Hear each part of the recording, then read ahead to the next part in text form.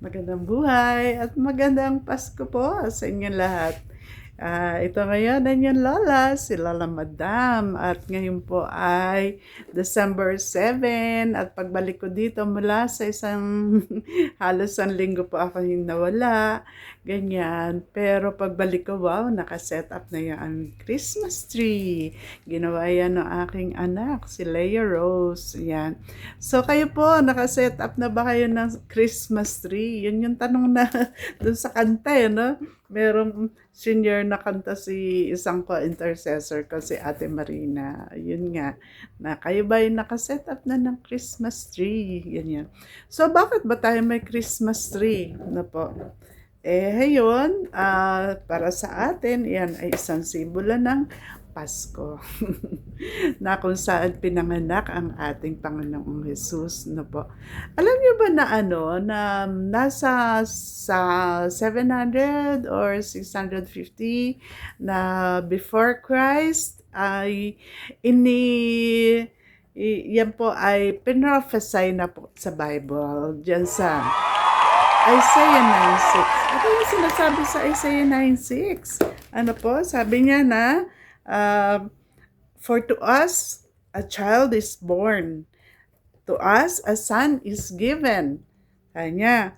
And the government will be on his shoulders, and he will be called Wonderful Counselor. Kanya. And then, Mighty God, Everlasting Father, the Prince of Peace. Yan. So, ang ganda po ng verse na yan, di ba? Nagpapakita na talagang ang ating Panginoon ay ipapanganak, no? Si Jesus, no? Ipapanganak sa isang lugar diyan sa sa Bethlehem.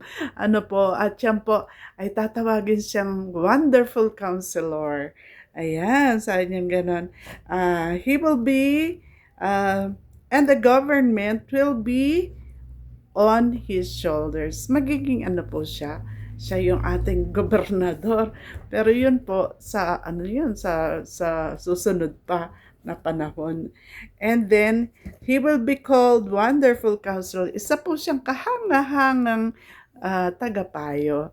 Kaya kung meron kayong problema at meron kayong relasyon sa ating Panginoon, talaga isa siyang maganda, mahusay, kahangahangang tagapayo. Yung bang hindi mo alam kung ano yung gagawin mo, pero yan, pag lumapit ka sa Kanya, He will tell you yung kanyang maipapayo na it would always be for the best. Ganyan. Tapos, alam niyo ba na yung God na yan, yung pinanganak pinanganak na baby na yan sa Bethlehem, pinanganak ni Virgin Mary, ano po, at inihiga sa isang sabsaban. Siya po ay isang mighty God, no? Makapangyarihang Diyos po siya. Yun. Tapos sabi pa, kasi yung iba nagsasabi, ay, tao lamang siya. Oo naman, nagkatawan tao siya, pero siya yung God na nagkatawan tao. Bakit? Para po tayo po ay iligtas sa ating mga kasalanan. Bakit ba siya? Because ang kabayaran ng kasalanan ay kamatayan. Lahat tayo nagkasala. Kaya dapat tayo magbayad, or somebody na walang kasalanan ang magbayad. Kaso, sino ba yun? Meron bang isa na hindi talaga nagkasala, yun lamang ang pwede magbayad. Walang iba yung kundi yung God. Pero kung siya ay God, paano naman siyang mamamatay? Paano siya magbabayad ng ating makasalanan? Kaya siya po ay nagkatawan tao. Pero siya ay mighty God. No po. Siya rin yung everlasting Father. No po. Ang ating Panginoong Jesus. Siya rin yung everlasting Father. And, of course, He is the Prince of Peace. May Prince of Peace. Kasi nga po, nasa Kanya po talaga yung kapayapaan. Alam niyo ba, nung bata pa ako, before 1969, parang meron naman talagang kulang sa akin, bilang isang bata. Bata pa ako noon, 16 years old ako. Before that, wala naman din talagang kapayapaan, no? Hindi ko alam na wala pala akong gano'n. Pero na-encounter ko nung may nag-share ng gospel o na mabuting balita ng kaligtasan, ano po, sa isang youth rally na inattendan ko. Alam niyo, doon ko na-encounter na yung yung nag-preach ay tungkol sa isang Diyos na nagkatawang tao na namatay, inihandog ang kanyang sarili, ano po, para mamatay in my place. Tapos alam niyo, nung tinanggap ko siya bilang Lord and Savior, siyempre kailangan malaman ko muna na makasalanan ako, no? Ako pala ay papunta sa impyerno, mamamatay ako. Pero si Jesus siya ay nagbayad ng kasalanan ko doon sa krus ng Kalbaryo. Tinanggap ko siya bilang Panginoon at tagapagligtas. Grabe po, sobrang sayang ng puso ko noon. At hanggang ngayon, ilang years later, 1969 up to ngayon, 2025. So, 56 years na po at nararanasan ko talaga yung kapayapaan. Alam nyo, walang ibang pinanggagalingan ng kapayapaan hindi maipaliwanag, no? Kung hindi sa ating Panginoon lamang. At yung diwa ng Pasko ano po, sabi niya may naglilikot na aso't pusa dito.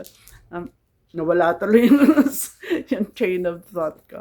Na talaga pong meron lamang po tayong kapayapaan, kagalakan, may buhay kita na sa lahat, buhay na walang hanggan. Di ba? Kaya yun ang binibigay noong baby na ipinanganak noong unang Pasko. No? Pero ito, sa Isaiah 9:6, yan po ay napakatagal, daang-daang taon na ang nakalipas bago ipinanganak ang ating Panginoong Jesus. Yan. So mga kababayan, alam nyo, magkakaroon lang talaga tayo ng maligayang Pasko kung sa puso natin ay nahandito si Kristo. Yung ipinanganak doon sa sabsaban no more than 2,000 years ago. And you know what? Itong prinsipyo ng kapayapaan na to ay muling magbabalik na po. Dati siya ay namatay para sa atin, pero sa susunod, siya na po ang magiging hari ng mundo. Ito kaya sinasabi, and the government will be on his shoulders. Remember, the king who was born for Christmas Day more than 2,000 years ago is also the King of Kings and the Lord of Lords. Ayan po. Kaya mga kababayan, itong Pasko na to, nawa ang kapayapaan, ang kagalakan ng ating Panginoon ay mapa sa atin at dahil iyan kung tinanggap natin siya bilang Lord and Savior of our lives. Amen? Kakaroon ka ng buhay na walang hanggan. For God so loved the world that He gave His only begotten Son, that whoever believes in Him will not perish, but have everlasting life. Maligayang Pasko sa inyong lahat. Ito po ang inyong lola, si Lala Madam, nagsasabi sa inyo na kapag ang Diyos ang ating gabay, ay saya ng buhay. God bless everyone. Bye!